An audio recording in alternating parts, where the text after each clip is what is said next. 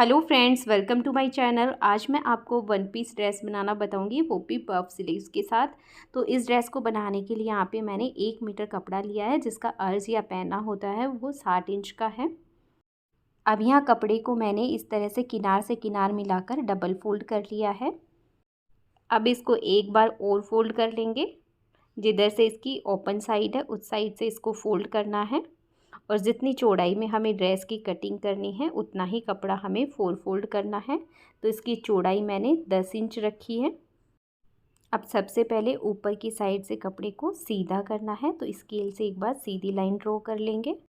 और अब सबसे पहले लंबाई का निशान लगाएंगे। तो इसकी रेडी साइज़ 30 इंच चाहिए, तो 2 इंच प्लस करके निशान लगाना है। तो यहाँ पर मैंने 32 इंच पर निशान लगाया है। अब नीचे की साइड भी एक सीधी लाइन ड्रॉ कर देना है। और अब ऊपर की साइड शोल्डर का निशान लगाना है। तो मेरे इस मेजरमेंट में शोल्डर आता है 5.25 इंच। और इसमें 1 इंच नीचे की तरफ निशान लगाना है, जहाँ पे हमने शोल्डर का निशान लगाया है, क्योंकि 1 इंच शोल्डर डाउन करना है। और 3 इंच गले की चौड़ाई रखनी है और 3 इंच ही आगे के गले को डीप रखना है। आगे के गले की मैं गोलाई में शेप दे रही हूँ, तो इस तरह से हल्का सा कर्व देते हुए ऊपर तक मिला देना है। और अब ऊपर से आर्म होल का निशान लगाएंगे। तो 1 इंच जो ऊपर छोड़ा है उससे नीचे की तरफ ही हमें 5.25 इंच पर निशान लगाना है, यानी जितने हमने शोल्डर का निशान लगाया है उतना ही आर्म होल का निशान लगाना है। और अब इसके बस्ट साइज का निशान लगाना है। तो यहाँ पर मैं 7 इंच पर बस्ट साइज का निशान लगा देती हूँ। अब हमने जो आर्म होल का निशान लगाया है उसको ऊपर शोल्डर तक सीधा मिला देना है। और जो शोल्डर को 1 इंच डाउन करना था तो उसको भी तिरछा गले तक मिला देना है। अब आगे के आर्म होल की कटिंग 1 इंच अंदर की तरफ लेकर की जाती है। तो इस तरह से 1 इंच अंदर की तरफ निशान लगाकर इसको हमें 3/4 इंच की गोलाई देनी है। 3/4 इंच इस तरह से लेकर और हल्का सा कर्व दे के मिला देना है। तो ये आगे पीछे के दोनों आर्म होल हो गए। और अब इसके बाद हमें 1-1 इंच साइड में सिलाई के लिए मार्जिन का छोड़ना है। और अब हमें ऊपर से 12 इंच पे एक निशान लगाना है और इसकी कमर का निशान लगाना है। तो कमर का निशान बस्ट साइज से आधा इंच कम करके लगाना है। तो यहाँ पर मैं 6.5 इंच पर कमर का निशान लगा देती हूँ और 1 इंच सिलाई का मार्जिन है वो रहेगा। अब दोनों निशानों को ऊपर तक मिला देना है। और इसके बाद ऊपर से नीचे तक हमें मेज़र करना है। 16 इंच पे एक निशान लगाना है, जहाँ पर हम हिप साइज का मार्क करेंगे। तो यहाँ पर मैं हिप साइज को 8 इंच पर मार्क कर रही हूँ। तो 8 इंच पर एक निशान लगा देना है और 1 इंच सिलाई के लिए एक्स्ट्रा रखेंगे। और नीचे की साइड से इसकी चौड़ाई 9 इंच रखनी है और 1 इंच सिलाई के लिए एक्स्ट्रा मार्जिन रखना है। और अब इन निशानों को इस तरह से मिला देना है।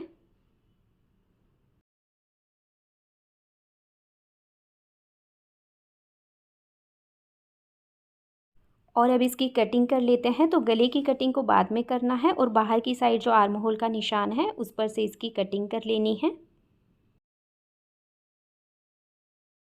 अब इसमें से पीछे वाला हिस्सा निकाल कर अलग कर देंगे और आगे वाले हिस्से के गले की और आर्म होल की कटिंग कर लेंगे।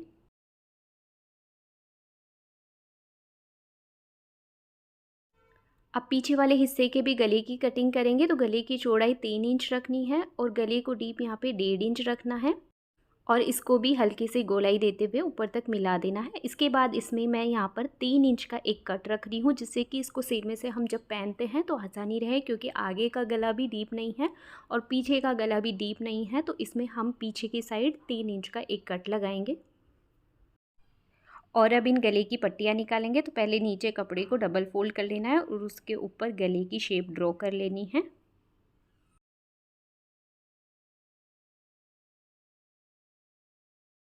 और अब इस गले की पट्टी की कटिंग कर लेंगे और सेम इसी तरह से आगे के गले की भी पट्टी की कटिंग कर लेंगे।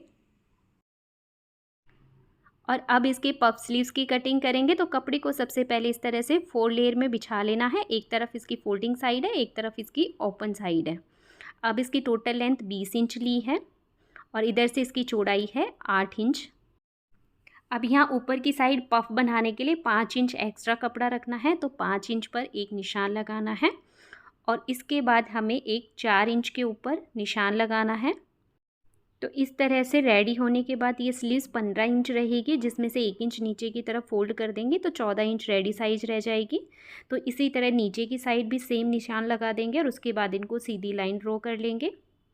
और अब इसको जो बीच में हमने निशान लगाया है उस पर 2.5 इंच पर एक निशान लगाना है और नीचे की साइड 1 इंच का मार्जिन के लिए निशान लगाना है और उसके बाद मार्जिन वाले निशान से ऊपर तक तिरछा इस तरह से मिला देना है। और अब ये तिरछी लाइन जो ड्रॉ की है उसके बीच में एक निशान लगाना है, या तो 4 इंच पे ये निशान आ रहा है और इसको हल्का सा अंदर लाइन के लेते हुए इस तरह से घुमाते हुए लेना है और उसके बाद इसको ऊपर की साइड 3 इंच पर एक निशान लगाना है और इसको हल्का सा कर्व देते हुए ऊपर कोने तक इस तरह से मिला देना है। और अब इसकी कटिंग कर लेंगे। तो इस तरह से पफ स्लीव्स की कटिंग होती है। और अब नीचे की साइड इसमें स्लीव राउंड का निशान लगाना है, तो यहाँ पे मैं 5.5 इंच पर निशान लगा रही हूँ। स्लीव्स को मैं थोड़ा लूज़ ही रखने वाली हूँ और 1 इंच जो सिलाई के लिए मार्जिन का लिया है वो है। अब इन दोनों को ऊपर तक तिरछा मिला देना है और जो एक्स्ट्रा कपड़ा है उसकी कटिंग कर देंगे। तो इस तरह से पफ स्लीव्स की कटिंग कंप्लीट होती है। अब इसकी गले की पट्टियाँ अटैच करनी है।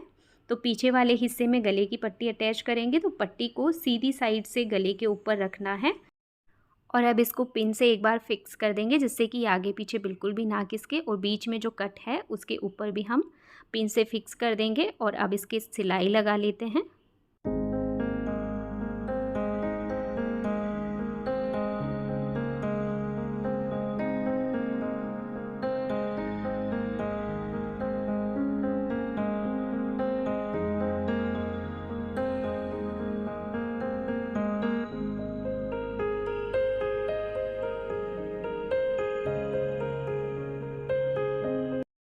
अब इसके बाद बीच में ये कट नहीं लगाया हुआ था, इसमें कट लगा देंगे और इसके कॉर्नर है उसमें हल्के हल्के कट लगाएंगे, नॉचेज लगा देंगे।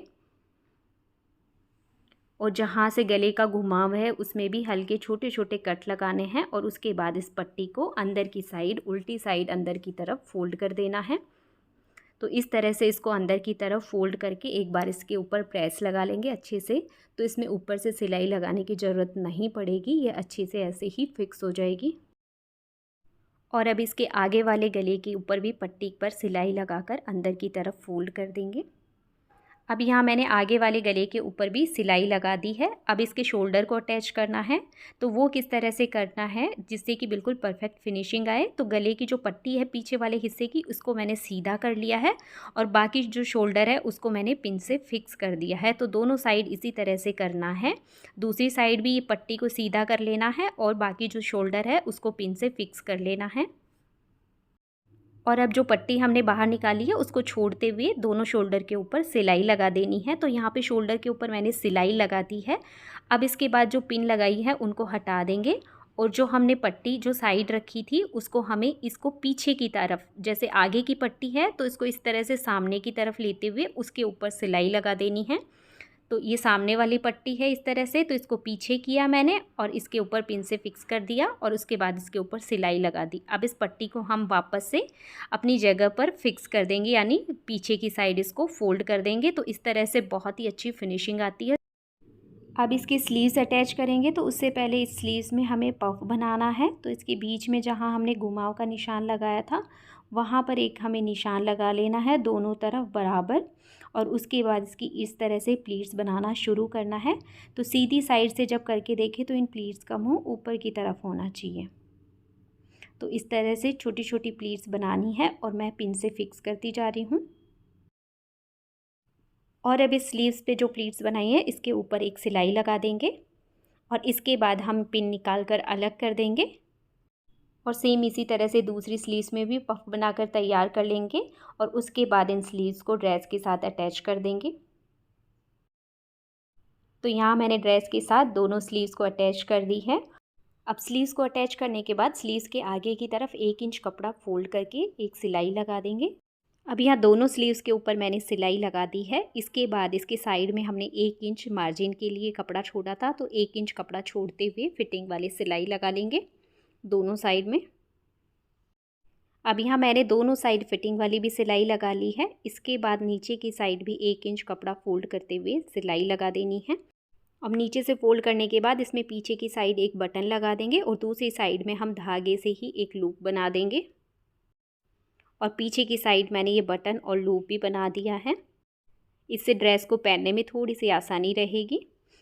और ये सिंपल सा वन पीस ड्रेस बनकर तैयार है। इसमें आप बीच में बेल्ट के साथ इसको वेयर करें, बीच में इसमें बेल्ट पहन लीजिए और इसका लुक पहनने के बाद आप देख सकते हो बहुत ही खूबसूरत लग रहा है।